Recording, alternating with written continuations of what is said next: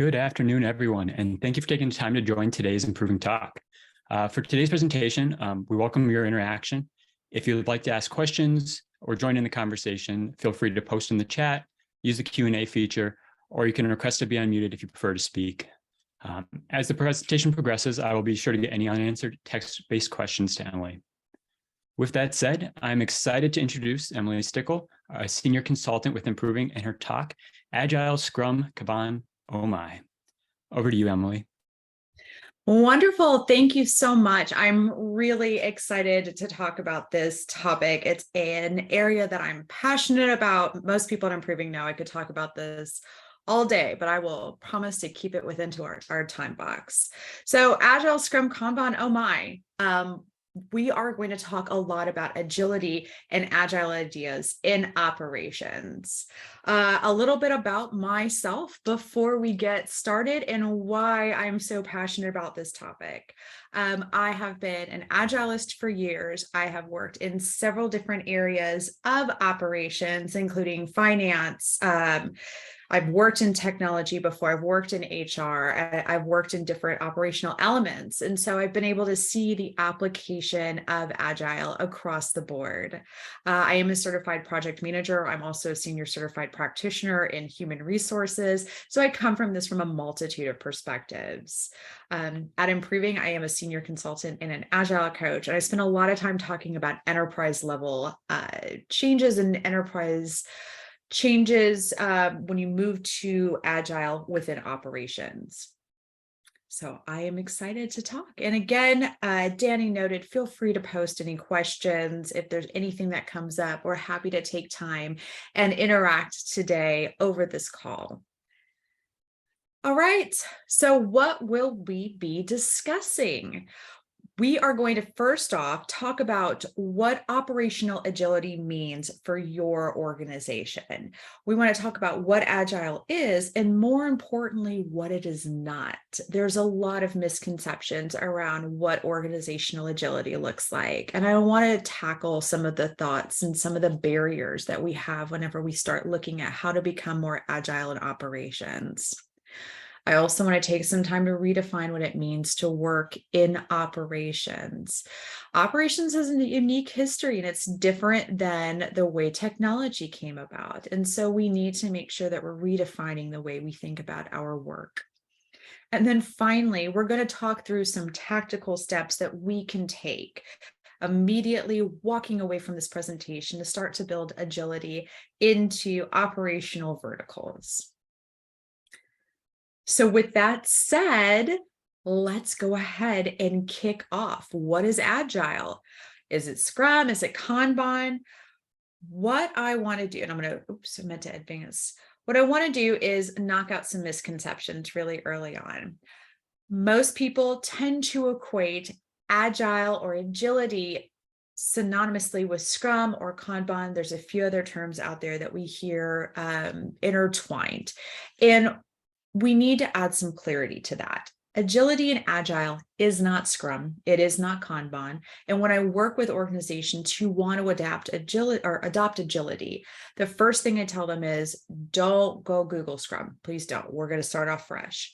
Scrum is absolutely excellent when it comes to software development. And there are certain instances where it works well. But as far as operational agility goes, it's a heavy framework and it's a hard starting point to move your organization in the direction that you want to. I can't walk into a payroll department and tell them to immediately start doing sprints. We're just not set up for it. But it's good to know that it's there as a resource and as a framework under the umbrella of Agile. Kanban is a little bit of an easier sell. Kanban focuses on the visualization of work, just-in-time processing, and really allows individuals to put limits on the type of work that they're doing. Now, Kanban has some great elements where you can leverage your operational organizations and leverage your existing people to really help facilitate and make a workflow. But again, this is a heavy framework under the umbrella of an Agile. And so it's not always appropriate for organizations or these operational verticals to come out the gate with something this structured. So instead, let's talk about what Agile is. What is the goal that we hope when we're moving to organizational agility? And we really want Agile to help facilitate or create a culture of continuous improvement. We want to leverage small empowered teams to work collaboratively. It notes here that we need a disciplined framework, but that framework is really only there so that we can ensure openness, trust, and an ability to change. The 4 pillars of Agile state individuals and interactions over processes and tools. This all comes from a software mindset, so we'll have to change the language a little bit, but that's pretty standard when it comes to my work in working with operations. We tend to get into this loop of trying to force our people into our specific tooling or into our specific processes. And that can really hurt us when we're moving towards agile practices. Now, this one says working software over comprehensive documentation. And while we wouldn't necessarily reference working software, think about trying to meet your end goals. We have some departments, it feels like their main objective is to document work occurring when we've never even stopped to consider the type of work or delivery that we're trying to provide in that vertical. Customer collaboration over contract negotiation. Again, this is a direct comment to how we can start changing the way we interact with people and ensuring that we can deliver on what is needed to be done and not based off of the prescription that we had set weeks, maybe even months ago. And then responding to change over following a plan. This one was a harder sell back in 2019, but come 2020, just about every single organization, especially those outside of operation verticals outside of IT, started to feel the pressure to change and change quickly. With the way we operated during the pandemic, agility was a necessity to move on. Now, one of the things to note about Agile is that it's designed to be somewhat vague. It is designed to put the power back at the individual level. Agility was really designed as a direct comment and a direct confrontation towards traditional project management. Again, I like project managers. But when we look at how agility was started, it was a response to a very heavy, very strict framework designed around specifics and how we drive and manage people. And it didn't leave a whole lot of room for how individuals worked.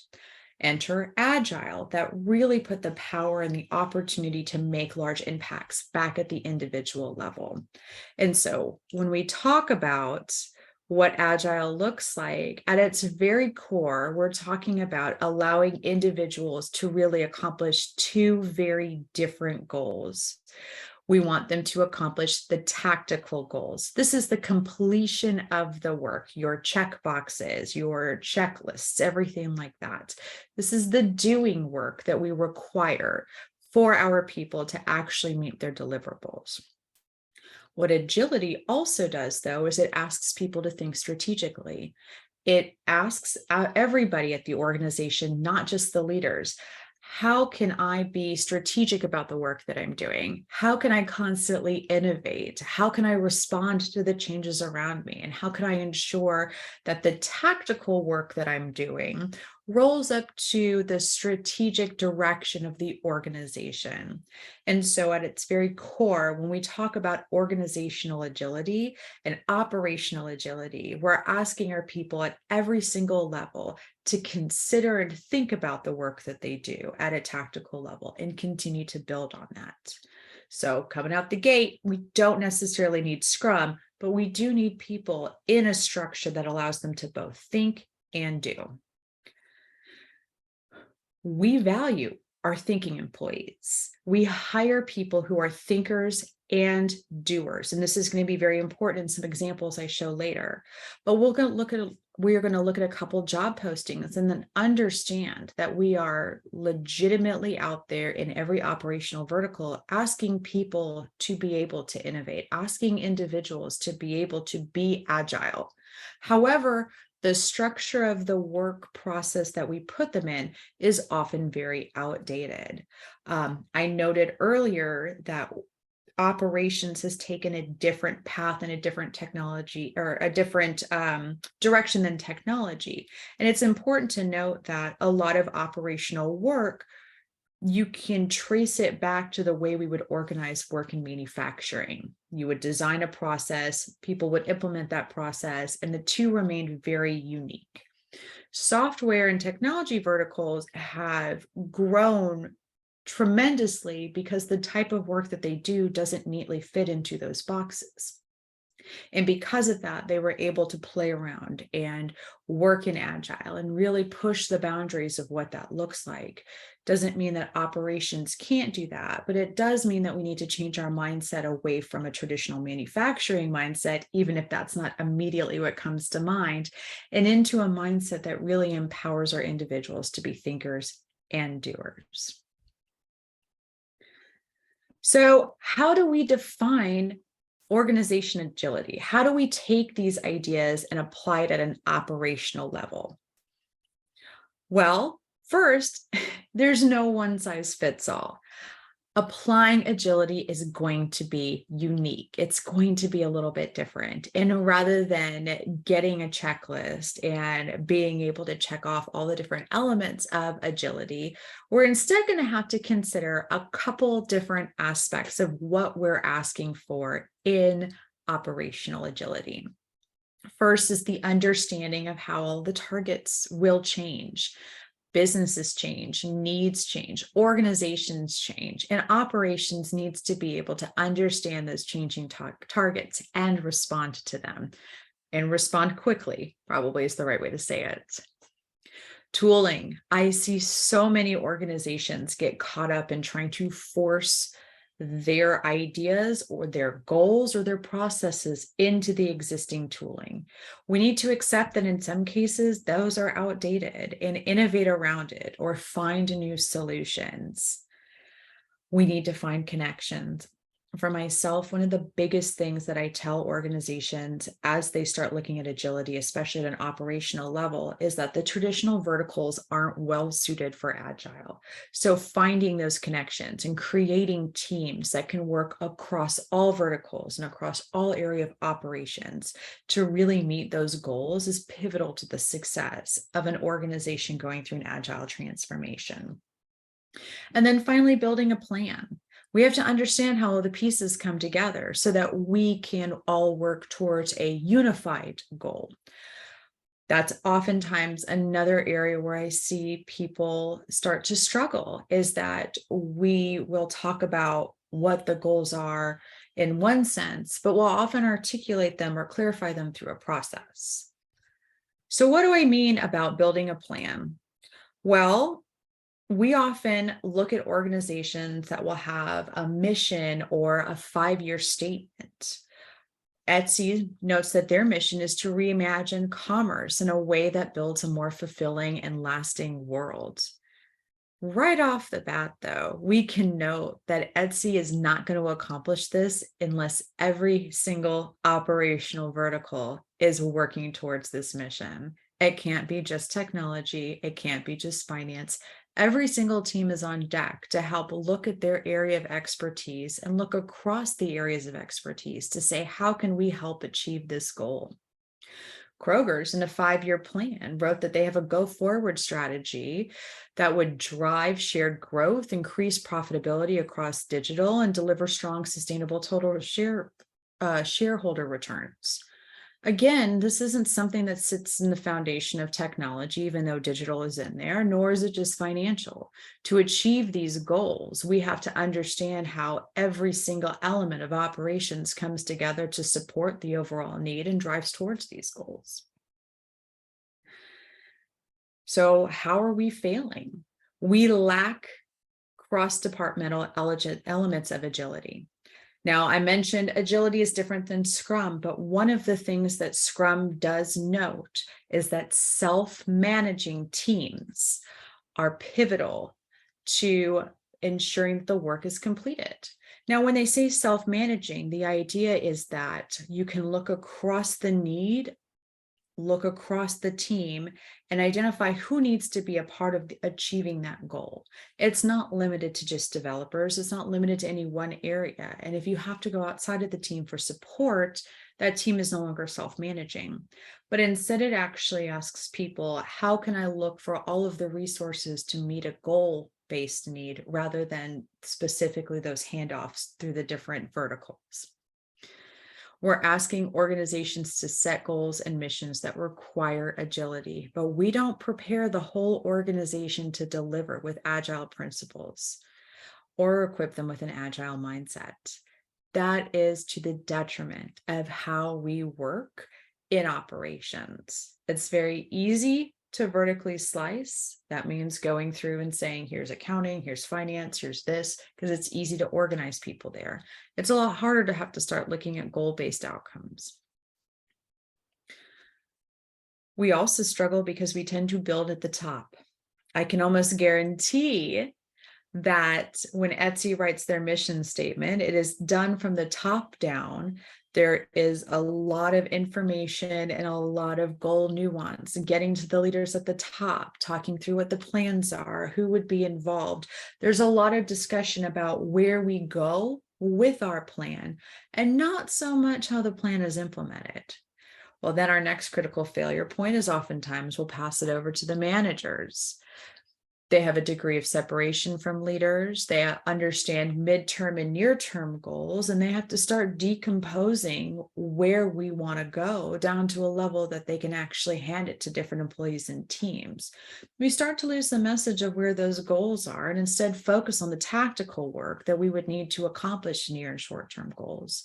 And then generally, without enough context for employees to innovate, they get the basic work structures that they need to complete in order to roll up.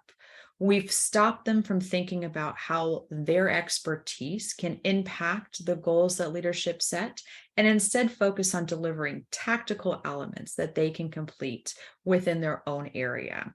That loses the ability to innovate, that loses the ability to become self-managing, and oftentimes it slows down the process of meeting those goals. So I'm going to take a quick pause here. Any questions so far?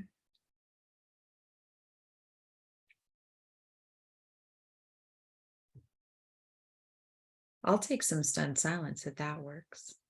Think about though, if you've ever worked at an organization or worked with an organization, think about how that 5-year plan or that mission statement looks when you're talking to your leadership, and then turn around and ask an accountant how that looks. In some cases, organizations do a great job articulating it, but in many cases, the accountant will be able to speak to the work that they do, but it's never tied back into how they're helping achieve those company-wide goals. And agility begs the question, how can we change that mindset? So redefine. How can operations adopt agility? How can we solve for the issue of long-term, widespread goals actually permeating down into the individuals? Well, we're failing in Agile, and what we first need to consider is we don't know how to ask for what we need. We're struggling with how to get our employees set up to be Agile. I mentioned earlier, I was going to reference this again. We are looking for employees that are thinkers, and we're asking for employees who are doers. When we create job postings, we often have a variety of different elements that we're looking for. We want people who, on the tactical side, can complete the specific needs of that operations department, whether it's in accounting or HR. We're looking for some specialty to ensure that they can deliver in that area. But most job postings go on so far as to start asking for people who can be strategic, people who can think about the work that they're doing, people who can truly innovate. And when we find those people, they often are standout employees, and we put them in a role that isn't equipped to allow them to be strategic. I talk with a lot of HR professionals who say they have trouble with retention and they've got trouble with high performing employees maybe wanting to leave or move elsewhere. Oftentimes, we haven't asked them to do the job that we really wanted them to do. Maybe it's because we didn't consider the work. Maybe it's because we didn't take the time to restructure or explore agility. But oftentimes, we ask for employees who can be thinkers and doers, and then only reward them on the very tactical elements that they can provide to the job. We struggle with what those innovative areas look like, and we struggle with the idea of agility, and we basically missell a role to them. It goes back to we don't know how to ask for what we need or at the right time. As organizations begin to consider the work that they do and move to a more goal-based structure where the ideas of the 5-year plan or the mission statement permeate at all levels and teams are able to work collaboratively, you'll find that your thinkers and doers are going to be far more fulfilled. What I want to do though right now is just take a quick moment to look through a couple examples. We have an accounting manager. Again, great tactical outlines. Those are the elements that operations departments are really good at highlighting is what they need, what type of a person needs to be present and accounted for to get the tactical work done. But within almost all of our job postings, we're asking people to work cross-departmentally. We're asking people to innovate and ensure that they're delivering accurately and timely. This one just specifically calls out process management and systems. Again, we're asking people to be both thinkers and doers. HR generalist, a similar thing. Deliver outstanding HR support to leaders and employees. Oftentimes, that's going to mean building out process innovation, understanding the collaboration, understanding the goals and the mission, but it doesn't often translate that way. We ask them to partner to champion organizational messages that often aren't truly articulated to them. Here, as a content specialist in marketing, we're asking them to help plan and develop and really push where the organization can go. Yes, there's the tactical elements of writing, editing, and proofing, but we really want this individual to look at the business objectives and help drive communication around it. All of these postings are pretty standout, and they're probably fantastic jobs. But in the end, where I see most employees go is into a very tactical element, because that's what we have equipped ourselves to manage. We have set ourselves up to manage our tactical employees within a very specific vertical. So rather than hire an accountant who can innovate, we base deliverables on completing reports. We saw those line items. And so where there was an opportunity to reward somebody based off of processes and systems, accounting may be so far removed from the overall goal. Think back to Etsy's on becoming a leader in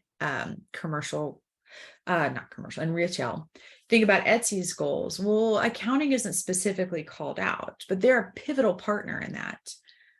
It's hard to do the work to understand how to value the thinking aspect of this job. And instead, we often default to rewarding the tactical elements or rewarding the accomplishments of those near-term goals.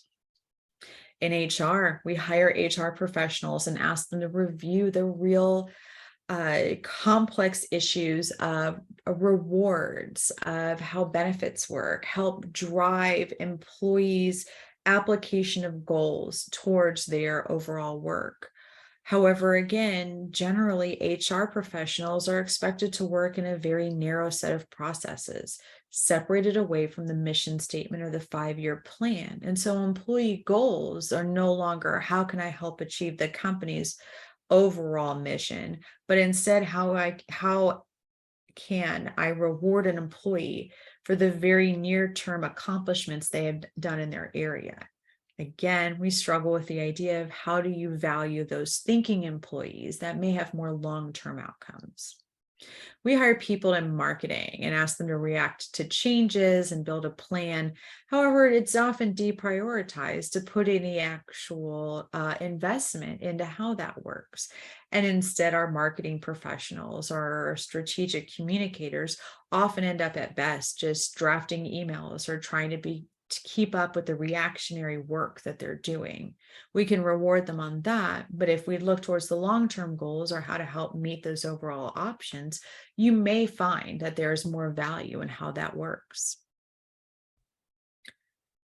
Any questions on what that looks like or what we're asking for when we're talking about the wide variety of employees we're hiring?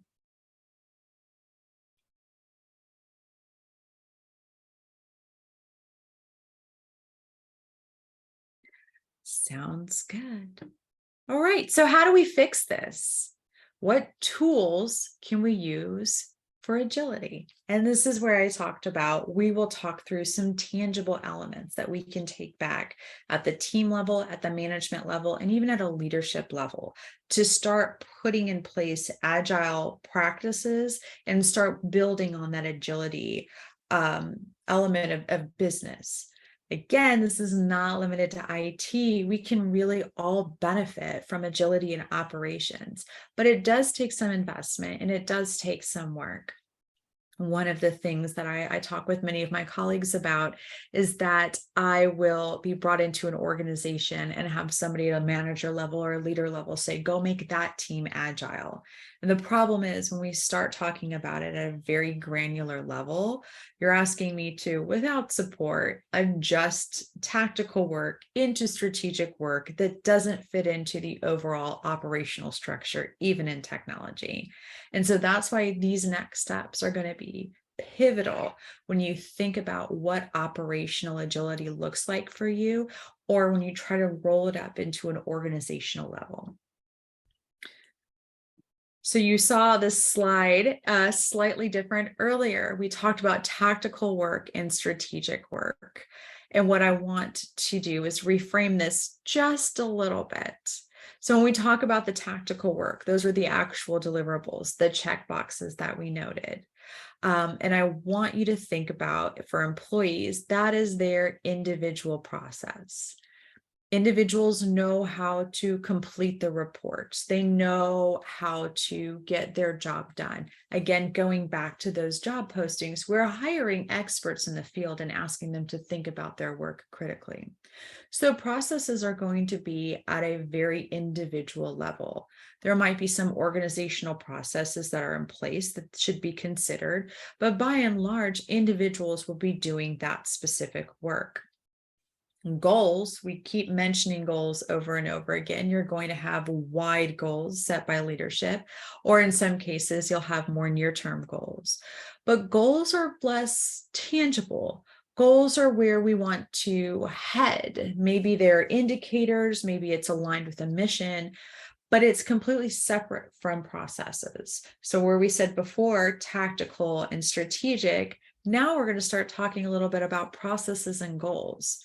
So when we talk about the tactical and strategic translation into agility, we need to make sure that we're defining these areas clearly and allowing employees to really grow and develop. If you visit the Improving website, they've got a blog section. And one of the blogs that I published not too long ago was about how people tend to get these two mixed up, or they tend to manage both of them at the same time. And that can be really uncomfortable. So what I mean by that and what it looks like for individuals is that when we try to manage both goals and processes, you tend to feel like you have a micromanager. Now, in some cases, people struggle with how to apply this work, or they struggle with how to define the goal. And so then you get people who get very focused on the process as a way to articulate where we're going. I use the example of trying to drive to a restaurant. I know the goal is for me to arrive, but if somebody tries to manage that goal by articulating where I need to park, what car I need to take, what route I should take, if I should or should not listen to Google, they're managing the process of achieving that goal. And so it feels like somebody's micromanaging me rather than allowing me to determine my best course of action. It's similar with work. If report completion, onboarding completion, things like that are managed by leadership who should be setting the goals, and they try to use the processes to drive that goal setting, that's where you start to feel like you have an uncomfortable micromanager. Now, conversely, if you have absent goals and absent processes, you have individuals who get stuck. They tend to do work just to do work, and that there's no real drive towards an overall organizational goal. Think about if you've ever started at a new job and they say, oh, okay, well, we really want this stuff done over here. And so that's kind of your job. You're not sure what the goal is other than to get maybe that filing done, maybe those reports done. You're not sure what the goal is, and you're left without many processes. So all of a sudden you're lost and unable to even help define your own because you don't have enough guidance. So again, agility is asking, when we talk about empowering our teams, what agility is asking is for our leaders and our employees to start to understand these differences, to start to allow people to fall into those comfortable areas where we say, all right, leaders, you've set the goal. We know the direction. We know where we want to go and how we want to get there, and where success could lie.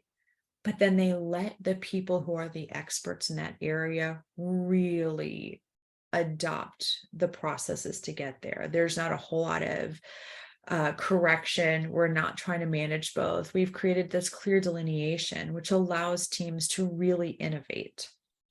Now, going back to what we said earlier, you're not going to be able to do that in these individual verticals. You can't make widespread change or organizational level change if your operations teams aren't working well together. So let's talk about working together. You need to understand the business needs of the organization to cover all the areas needed for achievement. I think this is really interesting, and I spend a lot of time in my work now talking with software teams who will often struggle with, oh, we had a minimum viable product and we had all of these requirements, but now all of a sudden we can get rid of a bunch, and I don't understand why that's changed. More often than not, and we see this in technology, we try to use technology to solve operational issues. Understanding all the business needs allows you to be proactive in that. Think about a large project or initiative where you say, yes, we can do this. Well, if it's in accounting and you don't have HR support or technology support or any of these other areas, you're often left incomplete and at the mercy of other teams to help you achieve those goals. Whereas if you understand the business needs and you understand your resources and put it all together, you're able to move far more quickly, far more dynamically. We want to create teams that can operate as a unit to achieve these goals. And that's what I mean, looking across all of operations to say, who needs to be a part of this? Who needs to really own and help and advocate for some of the work that we're doing?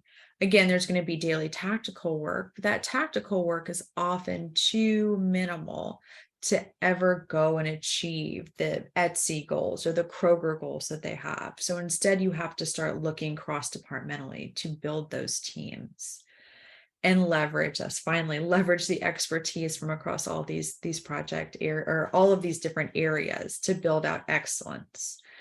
I know with myself, I spent a lot of time working in human resources, and when we would do large change management initiatives or large projects, we couldn't do it without our strategic communication partners. We couldn't do it without our finance partners. We couldn't do it without our technology partners. We had to look and understand our goal, all of our available processes, all of our available tooling, and understand who needed to be in the room with us as we drove this forward.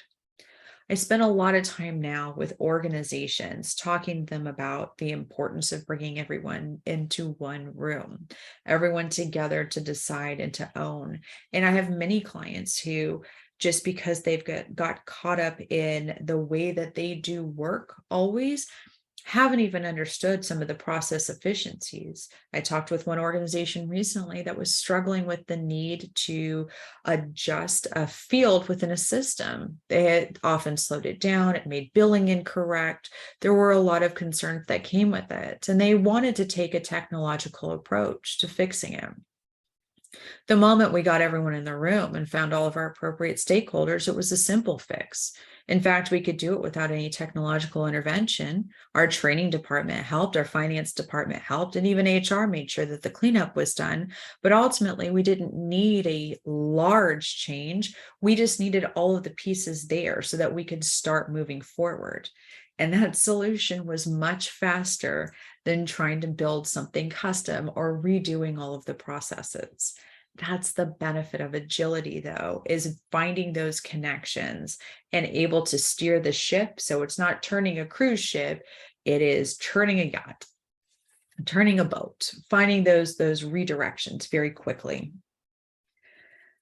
So part of the way we're going to make these changes, we're going to, understand the business need. We're going to find our right teams. We're going to leverage those expertise.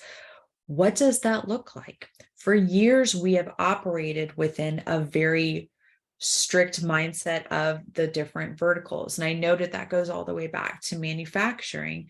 Somebody would build the processes, give them to the people who would build on the lines. And it's easy to keep that delineation because it's easier to manage people in your areas of expertise off of whether or not they're accomplishing those tactical goals than it is to manage somebody on their strategic level goals. One way we can do it, though, is through the idea of a matrix organization. Now, this comes from PMI, so it's going to be very project-based, but at a very simple level. When we talk about matrix organizations, what we're talking about is the idea that employees may work in a specific vertical, but interact or be managed by individuals out of a different one. We see this regularly with different initiatives, and at a very high leadership level, this is what's required, whether it's a board of directors or upper management. Those are often cross-functional leaders, but we don't take that same energy down to the team level. And a matrix organization does allow you to start exploring that. There's a lot of options, and while it doesn't happen overnight, there's the option and the ability to start exploring, how would a matrix organization look? How could you align teams on a goal-based element and not just within a specific vertical? You can reasonably explore what it would be like for teams to possibly lend their time when they're on a project or an initiative so that those elements can move very quickly. There's a lot of different options. And as I noted, it's not an overnight element. It's part of a wider organizational change. It's part of a wider discussion in operations. But there are some tactical elements you can try out to see if this works within your vertical.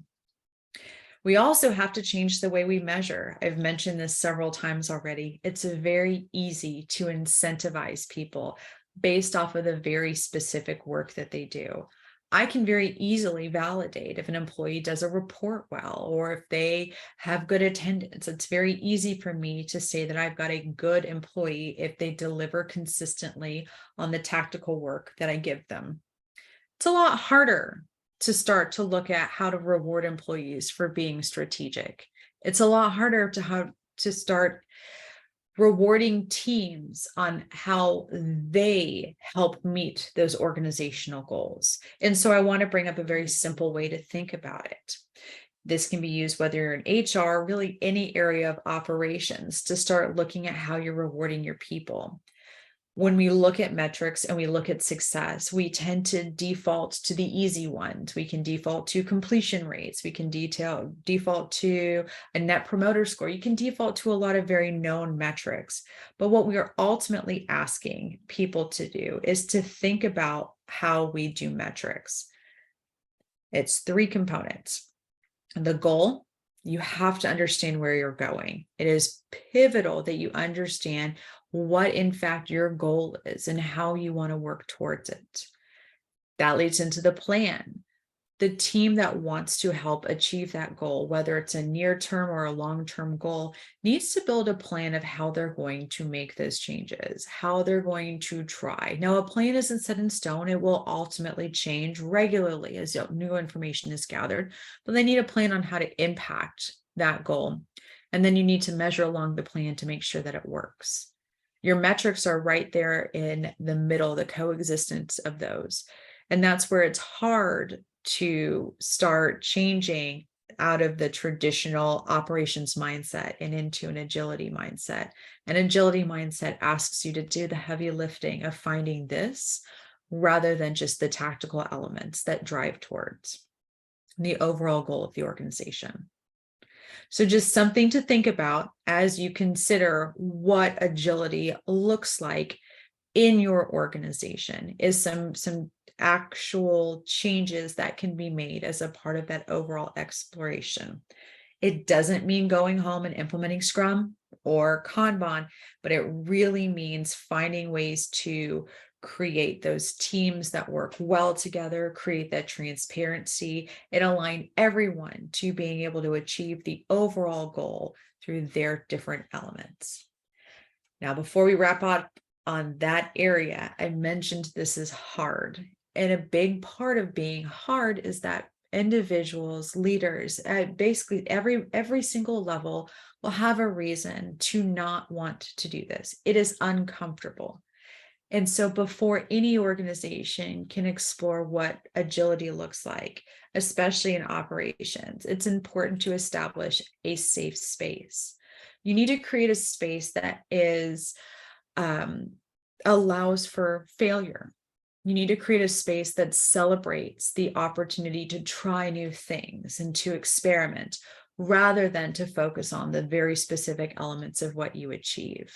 I really liked this quote because it really hits, I think, at the highlights of what we're asking organizations and operations to look at when we ask them to be ready to fail.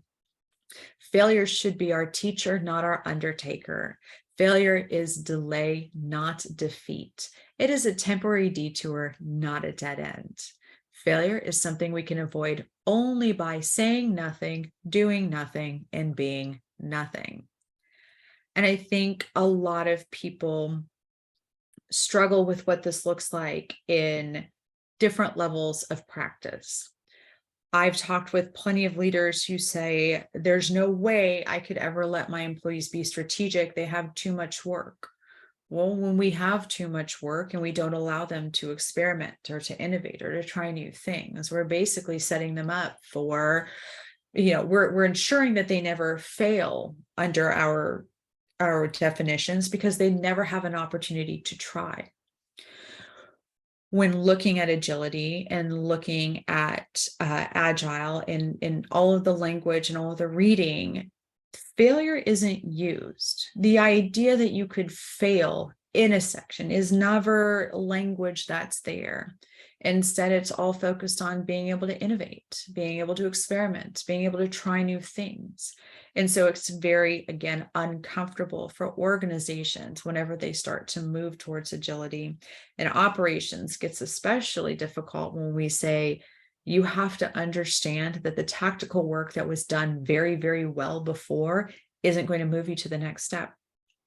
Instead, we're going to ask you to do tactical and strategic work and to try things, knowing that that perfect track record will likely change.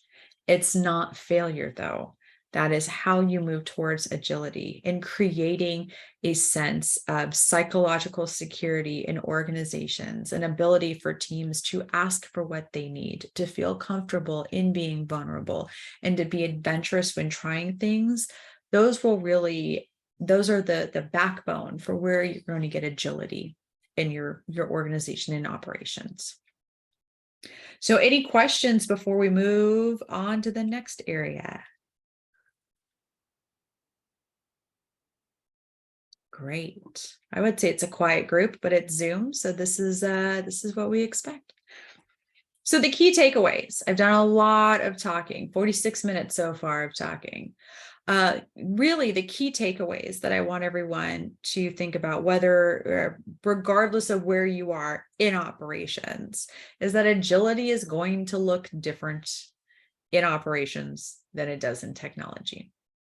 I noted it earlier, technology is relatively new in the scheme of the way we do work. That vertical within operations has changed dramatically, even in the past 10 years. It's no longer just helped us support. Technology is the foundation for how operations does a lot of their work. And because it's changed so dramatically over the past few decades, rather than the past few hundred years, it has grown to apply agility different. Now, when it comes to operations, we can also leverage that, but we're up against a long history of that very tactical work. And so that's when we need to start changing our mindset, changing how we want to do work. And that's where Agile comes in. And that's where agility brings that focus to meeting goals through teamwork, through transparency, through communication, and allowing teams to really innovate. Operations requires both thinking and doing. And this is, again, an area I'm really passionate about. But teams need to be able to have both elements to really be agile. If you only have strategic teams, you're never going to get your work done. You're never going to deliver on your operation requirements. But if you only have doers, you're never going to innovate. You're going to get stuck in a system that doesn't allow you to grow, to push to the next level. Doesn't mean it's impossible, but it becomes far more difficult. And then every part of the organization can benefit from agility. And this is where I spend a lot of time talking to my partners and the different people that I work with. Again, it's really easy to start researching agility and seeing some terminology or some mindsets that are not easily applied into different operations verticals. And the truth is that doesn't matter. Agility at its core is going to change the way you do business. It's going to impact how people work. It's going to allow you better transparency, and it's going to allow you the opportunity to adjust and respond to the world around you. That's not necessarily through a framework, but through a mindset. So agility can change every part of operations and really make your organization work better. Any questions? Yeah, and we actually have a few that have come through on the Q&A feature here. First off, do you have any before and after examples of measurements as far as, trying to rephrase the question, being tactical versus once you've shifted to that strategic approach, how would you measure that? So it is difficult to abstractly measure. I'm trying to think of some examples of what we've done. I know in human resources, one of the things that we did start restructuring, we had started looking at the traditional, hey, we had our HR business partners, and their whole job was to help innovate for the company. And it was, oh, you've got retention here, you've got stuff here, you've got all these metrics. Whenever we started to apply and look at how can a business partner, how can HR really help facilitate the goals, they started working less on how can I do an employee investigation, how can I do the tactical work, but they started acting as a service offering. How can I help connect people across the organization to accomplish their goals? And then they started actually helping goal set, near-term goals with most teams, but goal set. We stopped measuring them based on the retention of a specific area that they have, because that retention isn't a measure of what they're doing. Instead, we set out a goal that they would be supportive of other teams meeting their goals. And they built a plan for how to support that. They would go through and find different team connections. They would help with resourcing. They would start to build opportunities. They even set up Q&As with leadership so that people and teams could start understanding and asking questions about the strategic level goals. And so we started measuring them. Again, not on the more easy to measure elements that come out of a system, but which business partners were able to build the type of plan that supported other people, how many teams met their goals, how many teams had multiple elements that they were successful on. We baselined their success on other people's success. But because we had a plan of action and we measured along that plan towards the overall goal of having individuals complete their goals, we were able to truly determine the value that they were adding to the organization. It doesn't mean that the other work wasn't important, but it meant that we started to think about how we had people at that organization do work and how they fit together as part of an overall puzzle. Okay, awesome. We have two more questions here, kind of fill out the rest of the time. How would you address colleagues, for example, current PMs working to move to Scrum Masters that do not believe in self-managing teams? They believe either developers cannot relate directly with clients or that they will bypass the PMs. It is, I don't want to say a tale as old as time, that's so hokey, but being both a project manager and a Scrum Master in hearing how teams work, I think it's important that the focus is on balance. Now, I have met some fantastic self-managing teams, whether it was in technology or even across operational verticals. These teams have had who they've needed. I remember a dream team. There was an attorney, a content specialist, and several devs, along with an HR professional that just churned out how the software provided support to operations. That dream team had everything that they needed and very little involvement. I've worked with dev teams too, who needed very little involvement. But the idea that all teams can be self-managing is somewhat difficult. And I think a lot of that tracks back to how are we applying agility at an organizational level, or how are we applying, I say agility in operations, and it's that similar thing. Technology is still part of operations, is understanding that if your team is not going to be self-managing unless you have components in place to allow them to own the process towards the goal set externally. And so teams that aren't self-managing are part of they are a symptom of a bigger issue. Now, the idea that PMs sometimes believe that no team is self-managing, think about the matrix organization, and Scrum Masters only believe in self-managing. I don't think we're ever going to solve for that. But what I can say is somebody who does both, it's very easy for me to look across the teams and understand which teams would value from a Scrum Master type role, who can help facilitate and help guide them and help support them on achieving those really clear goals, versus somebody who needs to come in and help set up the structure and the framework for teams to start being agile. And the last question that we have definitely relates to the previous two, but how do you go about managing the goals that aren't being met without managing the process to achieving that goal? Well, so this is always a tough one, because I hear that I've set a goal and people just can't meet it. This, you can take it from a couple different perspectives. I've seen some very terrible goal setting. And so generally when I hear that, the first question I say is, let's go ahead and decompose it. What are we asking for? Oftentimes it's less, I've set a goal and I can't get the team to follow the processes. It's more, my goal is a series of processes that don't line up with theirs. And so you will have to look at that. There are people who set goals that aren't part of the overall goal of the organization. Remember, a lot of these come from the top down. And so if you set goals that aren't going to put people on the path towards succeeding in those areas, you're going to have trouble buying in. And in some cases, you'll set goals and the team that you have doesn't have what they need to operate on them. It doesn't have what they need to get those processes. Now, that doesn't mean that you shouldn't step in and help with processes. Again, operations, they're the expert in their area, and it's very easy for them to look across processes and see that things might be missing. But oftentimes, it's not necessarily a process issue, but you're missing people.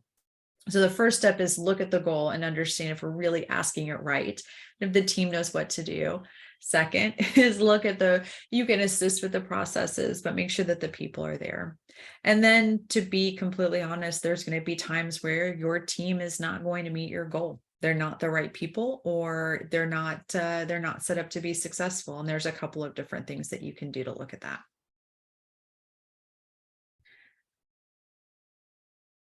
Awesome. Thank you. That's all we have for questions. So I guess what's next? Great. Yeah, what's next? Literally on the slide. I love it. So I did want to take a quick moment, first off, to thank everyone who came today. This was a lot of fun. I'm clearly very passionate about operations. I'm clearly very passionate about applying agility in those areas. It's hard to talk in the abstract because every organization and everybody that I work with is so different. But I did include a link to my LinkedIn through QR code. I would encourage anybody today, if you want to continue this conversation, learn more, talk through any of your specific instances, reach out to me on LinkedIn. I would love to keep up. I also want to do a plug for Improving. March is Agile month. So not only does Improving offer a virtual lunch and learn every Wednesday at 12 p.m., this entire month, my colleagues and friends at Improving are going to be speaking starting next week with Glenn. So next Wednesday, same time, Glenn's going to talk about how to stay agile with remote teams. I was telling somebody earlier, I've been a remote employee since 2017, and the world caught up in 2020. We're still struggling with what that looks like. And Glenn is fantastic when it comes to working with remote teams. So I would definitely encourage everyone to join if they can. Improving.com has some great stuff. I mentioned earlier, I just had a blog posting today talking about the power of yes. How can you help people how can you help individuals say no to things through saying yes, as well as all of our talks are up there. And then finally, I'd like to take just a quick second to thank Danny, our producer, the voice that you've heard. This whole production does not happen alone. It's not just me. And so I wanted to take a quick moment. So everybody, I hope you join us for the rest of the month of March for Agile Talks and learn more from all of my colleagues. And thank you for joining today.